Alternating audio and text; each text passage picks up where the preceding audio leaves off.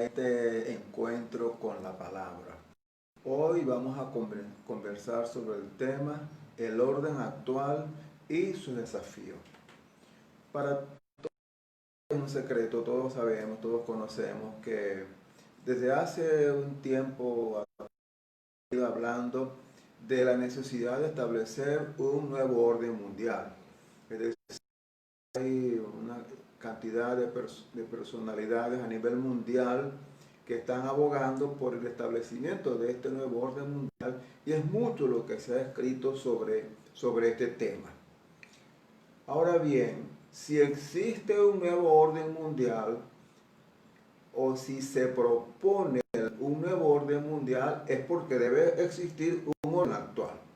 Es decir, la idea es de cambiar el status quo, el orden actual, por un nuevo orden. Ese es el planteamiento. Entonces nos preguntamos, ¿cuál es el orden actual? Bien, desde el punto de vista geopolítico, la realidad que tenemos presente es que el mundo está en equilibrio entre los poderes que se plantean la dominación del mundo. Todos sabemos que hay tres potencias que están en la palestra tratando de ejercer dominio sobre la humanidad. Nos estamos refiriendo a Rusia, China y también a Estados Unidos. También hay otros países como la Unión Europea, pues que están tratando de imponer su hegemonía a nivel mundial. Ahora bien, este orden que se ha establecido viene, como sabemos, desde la época de la guerra, cuando estaban los dos polos, la Unión Soviética y los Estados Unidos, y aquello se derrumbó con la caída del muro de Berlín y se estableció el orden que tenemos en la actualidad. En este orden actual hay algunos organismos internacionales que están ejerciendo influencia también, por ejemplo, la Organización de Estados Unidos, de Estados Unidos, la OEA, pero también a nivel mundial la ONU, que también tiene relevancia a nivel mundial.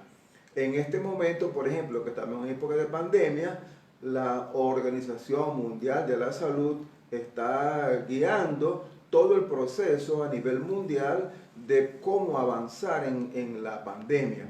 Y si se tratase de los aspectos financieros, entonces hay organismos mundiales que también están actuando en el ámbito financiero, el Banco Mundial, el Fondo Monetario Internacional, etc. Son organismos que a nivel mundial están ejerciendo su influencia también en la actualidad. Pero a la par de este orden mundial establecido, de este status quo que estamos viviendo, nosotros los cristianos tenemos conciencia, sabemos de la existencia de otro orden que se ha establecido desde tiempos iniciales. Nos estamos refiriendo a lo que revela como el gobierno de Dios. Dios está ejerciendo dominio, autoridad desde la creación del mundo. Como sabemos, Él es el creador del mundo, creador del universo y del orden establecido. En el mundo bíblico sabemos que Dios estableció un pueblo, el pueblo de Israel, y ese pueblo fue gobernado por Dios, estableció la teocracia hebrea. Entonces Dios era el que gobernaba al pueblo de Israel directamente. Después surgió la monarquía hebrea, esto es en el relato bíblico. A nivel mundial también existían otros imperios que también estaban en ejercicio del poder en otras realidades.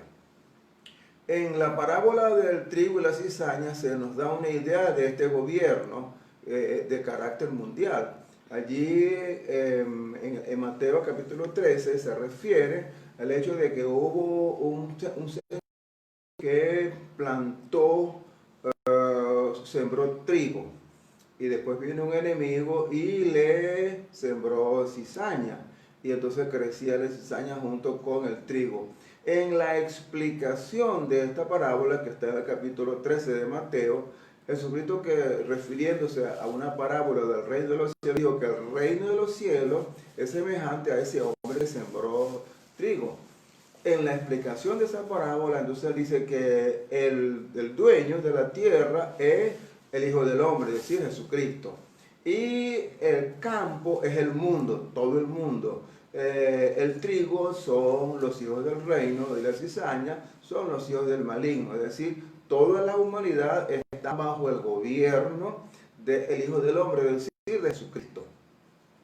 Ahora, ¿desde cuándo gobierna Jesucristo? Bueno, sabemos porque es un gobierno eterno, está ejerciendo dominio desde que existe el mundo como tal. Ahora bien, la Biblia manifiesta que hubo un momento histórico en que ese reino de los cielos se hizo realidad presente en la tierra. Por eso es que en el Evangelio de Mateo, cuando Juan el Bautista comienza su ministerio para anunciar la venida del Mesías de Jesucristo, él le decía así, estoy leyendo Mateo capítulo 3, versículo 1 y 2, dice, en aquellos días vino Juan el Bautista predicando en el desierto de Judea, diciendo, arrepentíos porque el reino de los cielos se ha acercado. Él estaba anunciando el advenimiento de el Mesías, de Jesucristo. Él decía, yo soy el mensajero que vengo a proclamar, a enderezar el camino de el enviado de Dios, el ungido, que era Jesucristo. Y cuando Jesucristo comenzó su predicación, en los primeros días de su ministerio terrenal, él comenzó así. Después, desde entonces, comenzó Jesús a predicar y a decir, arrepentíos porque el reino de los cielos se ha acercado. Es decir, con la venida de Jesucristo, el reino de los cielos toma lugar en la tierra y Jesucristo comienza a ejercer gobierno sobre el mundo, pero ya desde de un reino que es real, que se materializa en la tierra y comienza su desarrollo con la venida de Jesucristo y sigue avanzando. Por eso es que en el Evangelio se habla de que los cristianos tenemos que extender el reino de los cielos. Ahora, sobre el reino de los cielos hay algunas interpretaciones al respecto. Algunos teólogos dicen pues que el reino de los cielos es algo futuro. Otros dicen que el reino de los cielos es algo presente.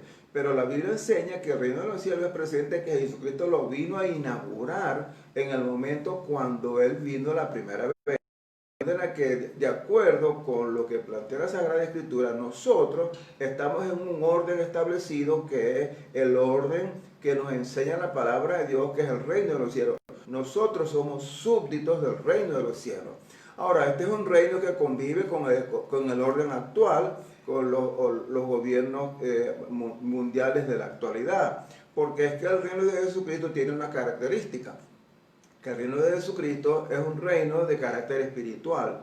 Cuando Jesucristo se enfrentó a Pilato, que el Pilato le preguntaba, ¿tú realmente eres el rey de los judíos? Entonces Jesucristo le dijo, mi reino no es de este mundo, porque si mi reino fuera de este mundo, mis seguidores vendrían a defenderme, pero mi reino no es de este mundo.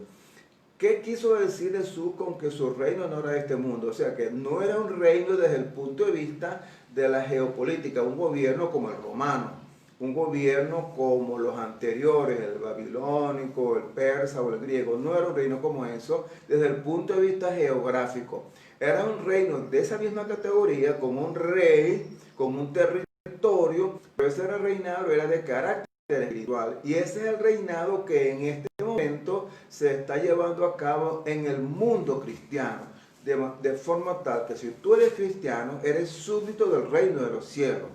Ahora aquí pasa algo muy interesante, muy curioso, que es que, como hemos comentado en otras oportunidades, en Occidente nosotros aceptamos que somos una cultura enraizada en el cristianismo. Si estamos enraizados en el cristianismo, tenemos como fundamento la palabra de Dios. Y la palabra de Dios establece que nosotros somos súbditos del reino. Ahora bien, realmente la humanidad, realmente Occidente es súbdito del reino. está viviendo bajo los principios, bajo las normas del reino, bueno, ya esa es otra consideración. Porque para entender cuál es la naturaleza del reino de los cielos, entonces tenemos que entender que es un gobierno, el gobierno de Dios.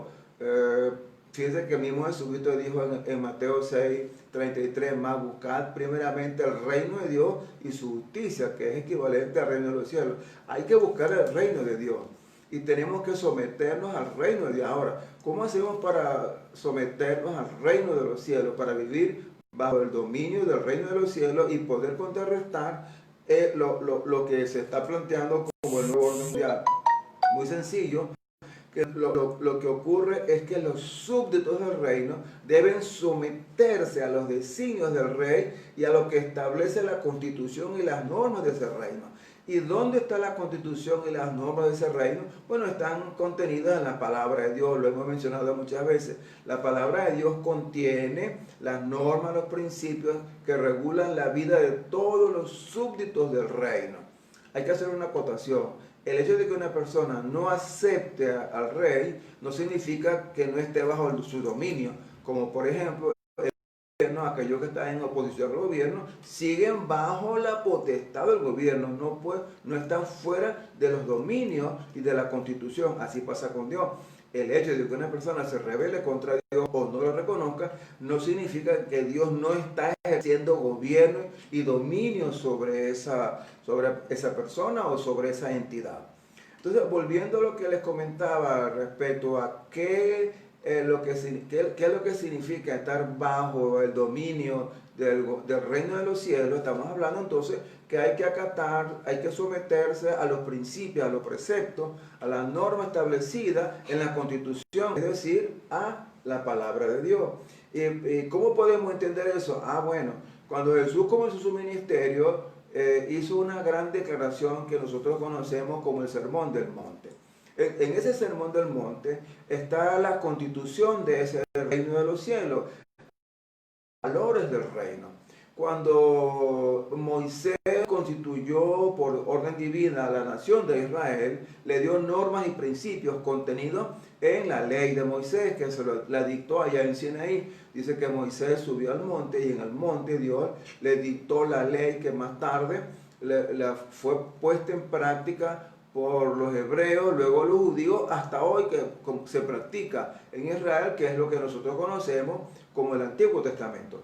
Bien, Jesús también estableció en su reinado unos principios, unas normas que están contenidas en el Nuevo Testamento.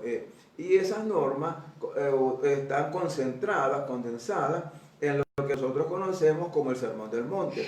En el Sermón del Monte, como bien sabemos, allí Jesucristo subió a una montaña e hizo esta declaración y comenzó diciendo, por ejemplo, que bienaventurados, recordemos las bienaventuranzas, son principios, son valores del reino de los cielos. Bienaventurados los pobres en espíritu, porque de ellos es el reino de los cielos. Entonces está diciendo, bienaventurados los que reconocen su condición espiritual, que necesitan formación espiritual. Bienaventurados los que lloran porque recibirán consolación. Bienaventurados los mansos, y así continúa enumerando una serie de bienaventuranzas que forman parte de los valores del reino.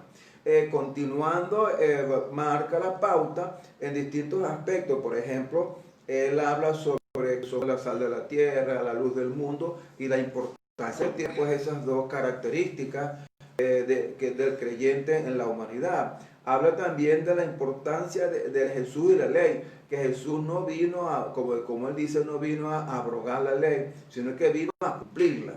Y sigue así, pues, habla sobre la importancia que tiene el control de la ira, él habla sobre el adulterio, las normas sobre el adulterio, sobre el divorcio, habla sobre el juramento. Estoy leyendo algunos de los títulos que contiene este maravilloso Sermón del Monte. Habla Jesús sobre el ayuno, enseña también ahí sobre la oración, habla sobre la riqueza, el afán y la ansiedad, aquello de no afanéis por el día de mañana. Habla sobre el juzgar a los demás. Habla sobre la regla de oro también y el amor a los enemigos. Es decir, establece una cantidad de principios que forman parte de lo que se nos pide que nosotros obedezcamos como constitución del reino de los cielos. Por ejemplo, cuando él hablaba a los en Juan 15, 12, dice uno de los grandes pensamientos que recordamos acerca del reino de los cielos, de las normas, de los mandatos, de lo que establece Jesús para sus súbditos, para los que son sus seguidores. En Juan 15, 12 dice así: este es mi mandamiento. Está diciendo un mandamiento, una orden, y esta es de obligatorio cumplimiento: que os améis unos a otros como yo os he amado. Esto es un principio de los valores del reino que tenemos que cumplir. Y así pues, a lo largo de la lectura hay muchas otras enseñanzas que se nos invitan para que cumplamos, porque somos súbditos del rey. Ahora, uno de los grandes problemas que tenemos en Occidente es que mucho se habla de la palabra de Dios, muy poco se estudia y menos se practica. De forma tal que si nosotros somos súbditos del reino y estamos en esta realidad actual, pues tenemos que aprender a conocer cuáles son los valores del reino, qué es lo que establece ese reino para la vida de cada uno, y también entonces acatarlo, someterse a los mismos, someterse a lo que Dios tiene establecido para cada uno de los hombres. Por eso es que la Biblia dice: bienaventurada la nación cuyo Dios es Jehová. Hay una bienaventuranza entonces cuando las personas reconocen a Dios. Y la palabra bienaventurado quiere decir feliz. Entonces, si reflexionamos sobre el contenido de ese mensaje: bienaventurada la nación cuyo Dios es Jehová, y hacemos una panorámica de lo que está ocurriendo en el mundo, entonces nos damos cuenta que aquí está pasando algo, que por qué hay tanto sufrimiento, incluso por qué tenemos esta pandemia, por qué hay tantas guerras, por qué está el mundo viviendo como tal. Entonces, ¿por qué no hay felicidad? ¿Por qué no hay calidad de vida? Entonces debe ser porque a este mundo le falta algo muy importante, que es vivir bajo la dirección de Dios, que Dios sea realmente el Dios de los pueblos, el Dios de los cristianos, y que aprendamos a acatar, a cumplir, a obedecer lo que la palabra de Dios enseña para nosotros.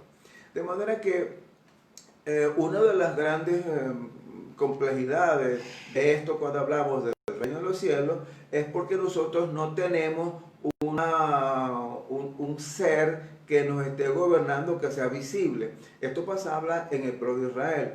Por ejemplo, en el libro de los jueces, que en la época de los jueces, que un libro que así se denomina en la Biblia, que fue la época cuando gobernaban unos líderes espirituales que se llamaban jueces. Bueno, en esa época era la época de la teocracia. Dios era el que gobernaba a Israel directamente y marcaba la pauta. Pero como no era una realidad visible, entonces el pueblo sentía que no tenía rey. Y por eso la última palabra del libro de Jueces dice: no había rey en Israel y cada quien hacía lo que le daba la gana. Uno podría pensar igual también en este momento.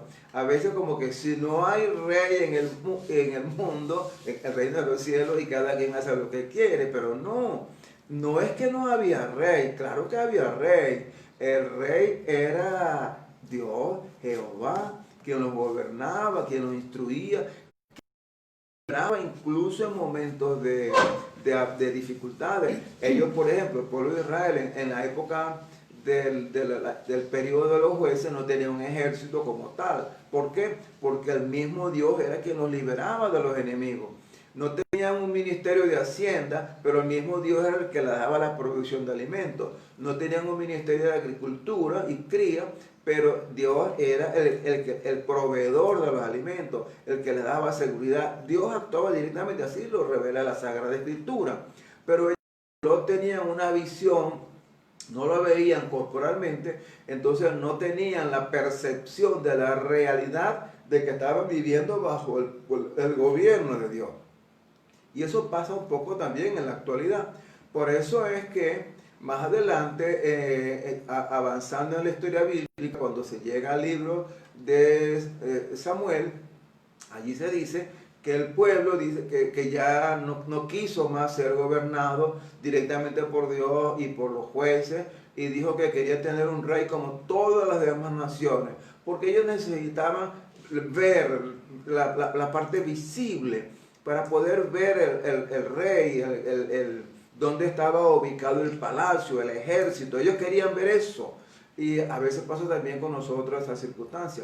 Pero nosotros no necesitamos ver el palacio del rey para darnos cuenta de que nosotros vivimos bajo el dominio del reino de los cielos. Ahora, este es un reino espiritual. La realidad de este reino es un reino espiritual. Y cada uno se somete voluntariamente.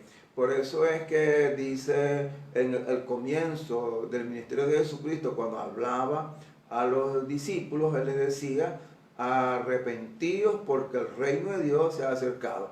Arrepentíos, en el caso de esa expresión que decía, la palabra arrepentimiento tenía varios significados. Uno de ellos era volverse a Dios. Entonces él le decía a los judíos: vuélvanse a Dios. Y nos dice a nosotros en la actualidad: volvámonos a Dios, volquemos la mirada a Dios, miremos a Dios, porque Él es el que tiene la respuesta para toda esa cantidad de conflictos y circunstancias difíciles y adversas que estamos viviendo. Nosotros no necesitamos ver materializado el reino de los cielos, porque es una realidad espiritual que palpita en nuestro corazón, en nuestra mente y en nuestra voluntad. Hay que estar consciente entonces de que somos súbditos del reino. Es verdad que en el caso nuestro tenemos una nacionalidad, somos venezolanos por nacionalidad o el país donde tú vives, donde resides actualmente, estamos sometidos bajo el dominio de esa potestad o de esa constitución que nos gobierna como país. Pero sin embargo, sobre esa constitución está la nuestra, a la cual tenemos que someternos, porque dice la Biblia que no hay autoridad sino aquellas que sean impuestas por Dios. Sométanse todos a la autoridad, porque no hay autoridad sino aquella que es impuesta por Dios, y la máxima autoridad que nosotros reconocemos es Dios, aunque claro, también reconocemos las autoridades humanas. Por eso entonces, cuando estamos hablando del nuevo orden mundial, lo que se está planteando es el cambio del esquema, del status quo, de este orden que nosotros tenemos establecido, tiene que ver no solamente desde el punto de vista geopolítico, sino también desde el punto de vista espiritual, un cambio. Y ese cambio va a afectarnos porque va a venir con normas, con principios que contradicen lo que nosotros tenemos como fe, lo que tenemos por norma. Entonces es importante que en este momento nosotros nos enfoquemos en aceptar la realidad de este reino y vivir conforme al modelo que se nos ha planteado. Ahora, hay algo también interesante, que la Biblia afirma que el reino de Jesucristo tiene avanza hacia un destino final. En Primera de Corintios, capítulo 15, versículo,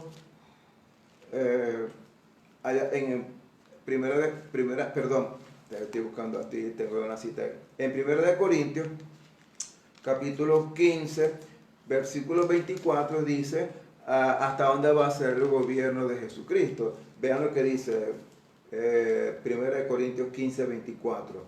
Luego el fin, ya cuando hablamos del fin, estamos hablando del fin del tiempo, del fin del mundo. Cuando entregue el reino al Dios y Padre, cuando haya suprimido todo dominio, toda autoridad y toda potencia.